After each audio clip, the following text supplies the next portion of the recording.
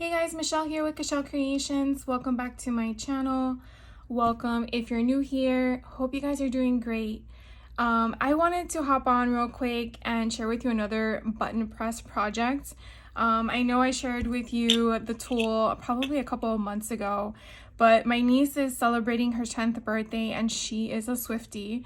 So she wanted to do a Taylor Swift birthday party, and so I said, why not use the button press and make some buttons for the party favors? So I just wanted to show you how simple it is if you wanted to add a bit of flair for your party, whether it's a bridal shower, a birthday, celebrating your special 30th, 40th, etc., or even an anniversary. Or even a kid's birthday party. I just thought it would be kind of fun to just share with you what I did. So of course, none of this is going to be sold. This is strictly just to have fun with.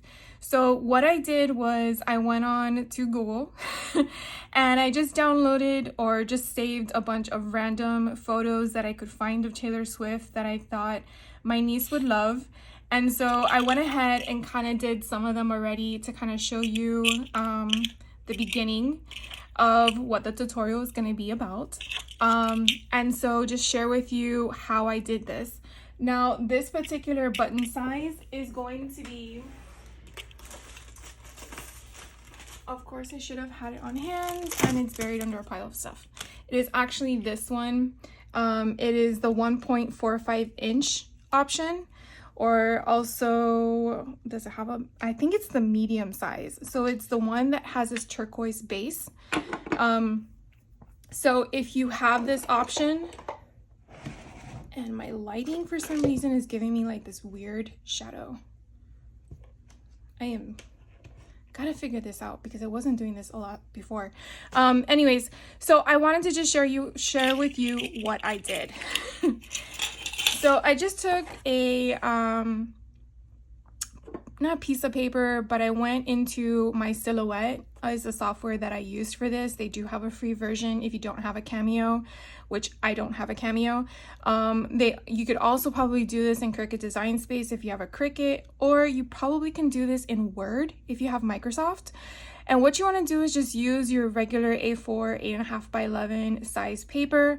I inserted the images that I wanted, and what I did was I created a circle the size of my buttons. And so the circle size that I created was a 1.5 inch in diameter.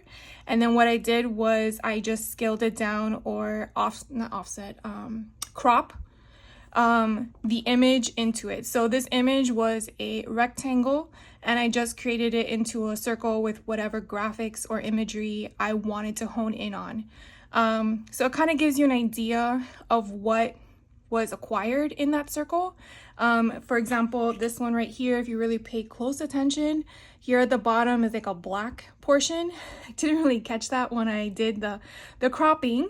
However, I mean, it's at the bottom, so it's not really noticeable, but this was like a fan art option that I thought was pretty cool because my other niece, which is her sister, likes anime, and it kind of gave me that feel. One thing I did want to point out to you before we get started, I thought I had put the base down before I pressed it. This is technically what happens if you forget to do that first portion. You just get this, I guess, like bottle cap effect. And pretty much I can't use this now because you can't really place this in for it to, it bubbles, as you can see. You can't really do anything with it. So thankfully I didn't ruin a button option, but just wanted to share that with you. Definitely pay attention because I was distracted by the TV. Aren't we all sometimes? So to get started, what you typically want to do after you print out your images, and one thing I do want to point out to you also is I spaced them far apart because your 1.5 inch in diameter is really not what you're going to cut out. That's just to give you an idea of what the button is going to be visible from. So you do have that outer layer that's going to fold underneath the button, which you need, which is what these mechanisms are for. And each size button has 3 parts. So in case you didn't see my initial video of this, you have one that has the blade. So under here, you have a blade that's there that you would be using the button press to press down for that blade to cut the image. And you have that opening here in the center. So therefore you can kind of gauge as to where you want that button to be presentable on the surface. The other thing I want to point out to you is that you have these little marks. That's really your guide as to your center. So you really should use them as such. For example, like that, you can kind of gauge as to where my level, my middle is going to be for that image. And that will help you because this mechanism here, which is your base, has the same type of option, which again will come into play when we adhere the backing along with the front of the button so you can align it perfectly. So if you have this or you aren't sure about it, or if you heard missed things, I definitely want to help you realize that this is really a cool tool. And I like having it on hands because you never know when you need a button for something, even if you're going to a concert. I mean, I know Taylor Swift is all about bracelets, but you can definitely dress your book bag or your purse or your jean jacket if that's still a thing. So let's get started. So what I pretty much do is I will again leave space in my imagery. So I will definitely make sure that I have enough space to cut that wider circle. And then the other thing I do, which I've noticed, is I actually taper off the four corners, and I will explain to you why. With this mechanism here at the bottom, which is what you'll be using to place the first item to basically cut the circle out for the size button. If you don't, and you, for example, have this too big, as you can see, it's coming off of the edges. Hopefully you guys can see that. That will actually interfere with you rotating the base to make sure that you get an even cut all the way around. The reason why you want to rotate the base is not every button press is created equal and not every thing of this is created equal in the sense of the pressure. You yourself may not have enough force to make sure you get an even circled cut. And so therefore, sometimes you have to rotate it. At least for me, I rotate it at least 3 times to make sure that the cut is completely around in the entire circle. If it doesn't, because you didn't rotate it, then you're gonna have to use your scissors, and then who wants the fussy cut when you have the mechanism to cut it for you? So it's just something that I've learned, that if you have them coming off the edge, then it will hit. Let me see if I can do this. When you do the rotation, it hits these side bars, and then it shifts this mechanism underneath your bracket, and then your imagery is no longer centered. That was my frustration in the beginning. So again, my workaround was to just taper off the edges, and like this is a little bit too wide of a gap. And then again, I just give it that little slice. So like this one here. And to know if it's really too big, you could definitely just place it on here and see if anything hangs over. And that would be a really good gauge as to whether or not you need to cut down or shave down anymore. So I'm just gonna do this really quick, and then I'm gonna do a few with you on camera so you guys get the gifs. But I think this is it's so much fun. I mean, even if you're just like, I don't know, let's say you're making a junk journal and you just need that little added touch, go to social media and just, you know, go online and see, or just anything in Google, I guess. And like if you like movie posters and you put movie posters on buttons, they do have bigger size buttons. I just find that this is a button that's middle of the road, I guess is the right way of saying it. The bigger ones, and I'll show those with you, they're really big. And I think these are 2 1/4 inch in diameter. And then they have these mini ones, which I made ones, and my god, they're really microscopic in my opinion, because they're only not even 1 inch in diameter. but they're really cute. So maybe if you wanted to spell out something, I love you or something like that, or the word I love you, that would be cute too. But you don't have to put the clip on the back. You could definitely just take off the clip if you wanted to. You could also, instead of making it as a button, you can put magnet in the back. So very, very fun to play with.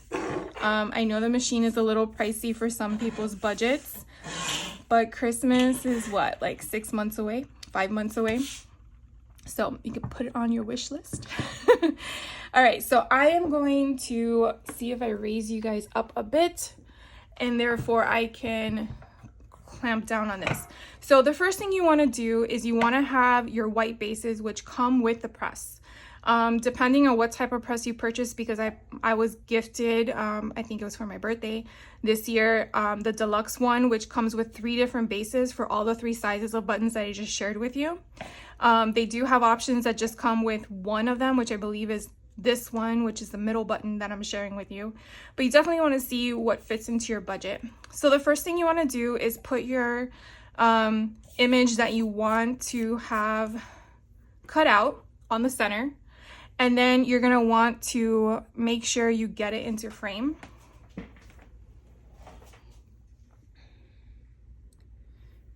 And so we're just going to line it up. Definitely take your time. And again, I see I have a little bit here, so I'm going to be careful that I don't miss it. So I'm just basically going to clamp down. And I know I can't go sideways for you guys, so hopefully, how to do this. Let's see. All right, so hopefully this view is a lot better. Sorry for my messy desk in the background. But I still have the first image of Lover on there, and I'm basically going to be clamping down and then lifting, rotating the bottom base, clamping down again. I don't know if you kind of heard that little creak, but that's basically that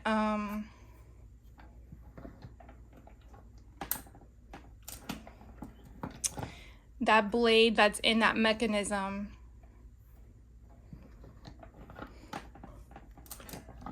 Cutting it down.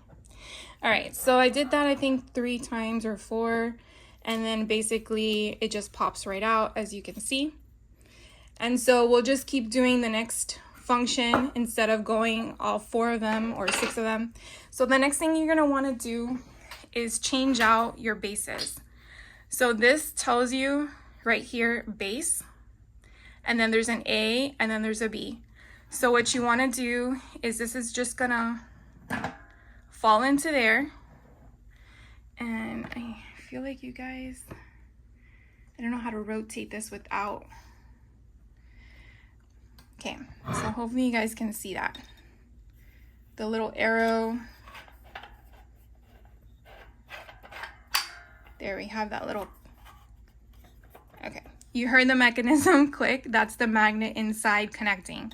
So you definitely want to make sure we start with A, just like the beginning of the alphabet.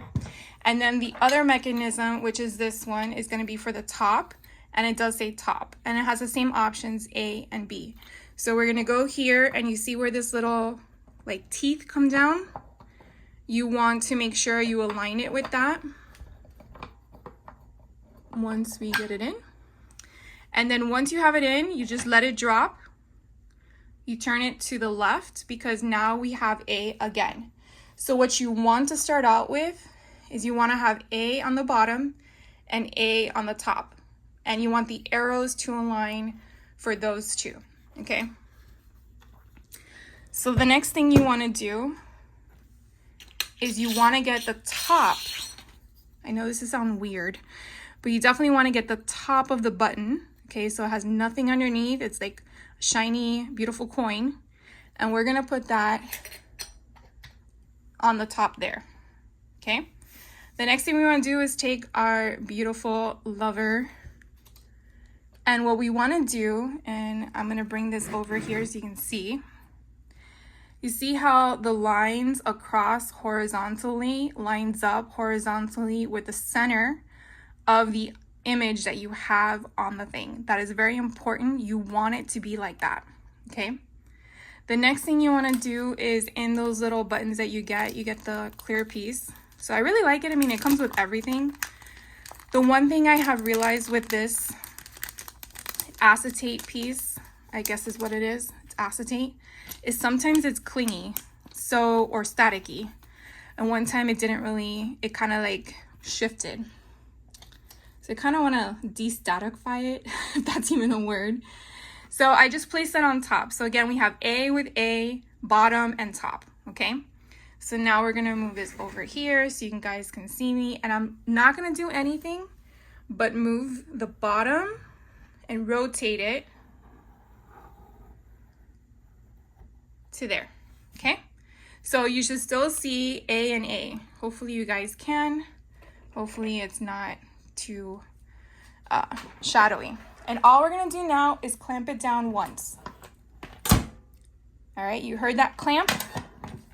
And then like a magic trick, you take this out.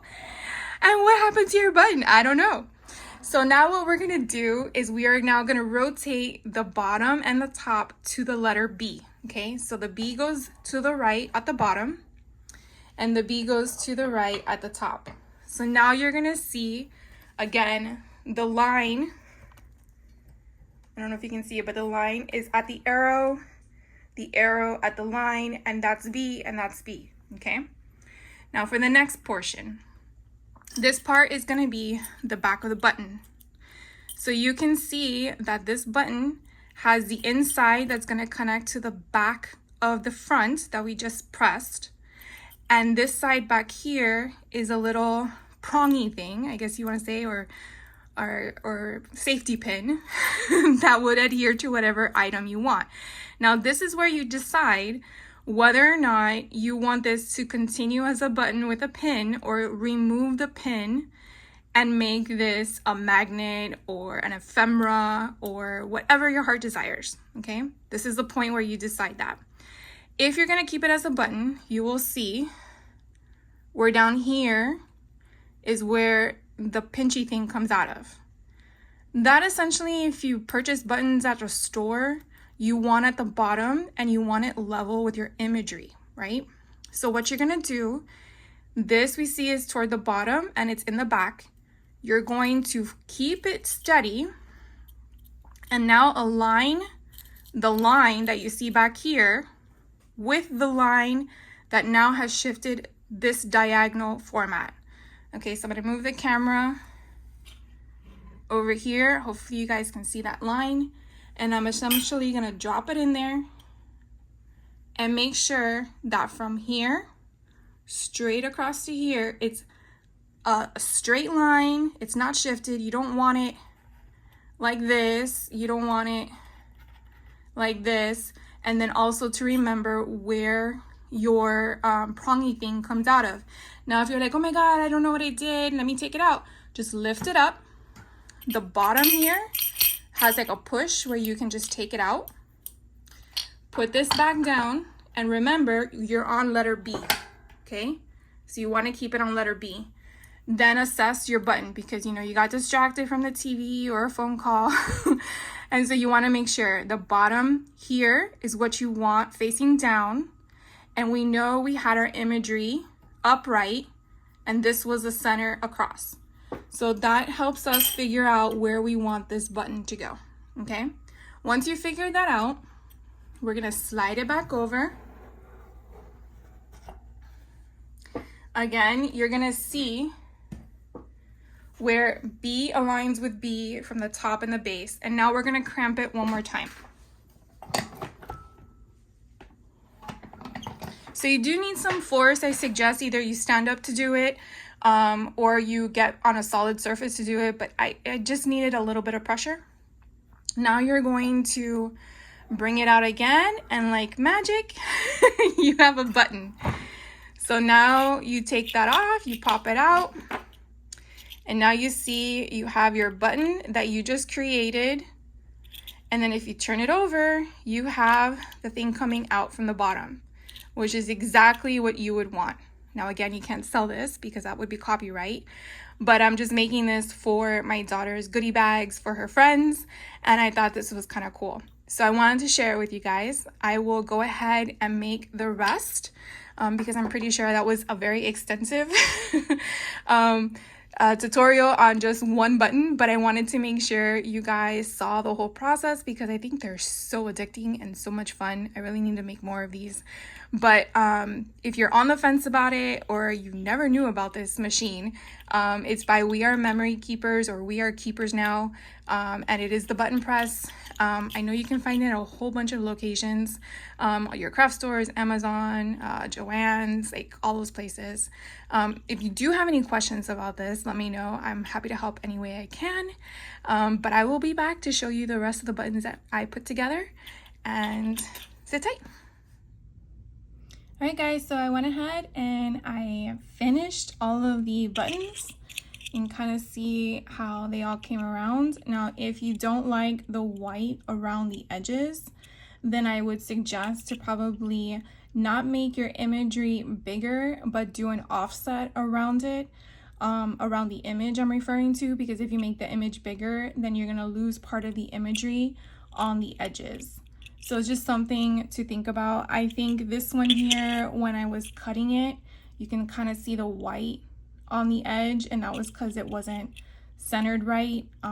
So that's where I would say, if that bothers you, if you're creating some that are to be sold for your business or at a craft fair and you want them to be more professional looking, then I would suggest that whatever imagery you're using, obviously not a copyright one, but something you created yourself, and you wanted the image, which the image would be your 1.5 for these button size. You want to create an offset with whatever color you want, and I would probably say maybe 1/4 inch in diameter of an offset, maybe even maybe an 1/8, just so that you have that wraparound option there. Again, these are just party favors for a little kid's birthday party, but I think they came out super cute. My niece is probably gonna say I don't want to share because they really are adorable, but I just wanted to hop back on and share with you all of the buttons that I ended up finishing up in this video. Again, if you have any questions, let me know. I think one thing I did not refer to in my tutorial in the beginning was what this is on the base of when we used the imagery to cut. This is actually just tape that I folded over and just placed there because I found that putting an object there may have shifted, and this kind of just low tack, and it allows the image to stay in place. Even though this is going to be placed on top, I mean, you can kind of feel a slight magnetism, but not a full one. And again, not knowing if the rotation of this shifted the imagery, this kind of gave me a little bit more security. So that's why you saw that there, which I think I did not even refer to it when I shared with you the beginning portion of the video. Anything else that you guys have questions on, by all means, please let me know and drop a comment down below. Thank you guys for hanging out with me today. Hope this was a lot of fun for you guys, and I will be back with another video. Have a great rest of your day, and I'll see you in the next one. Take care.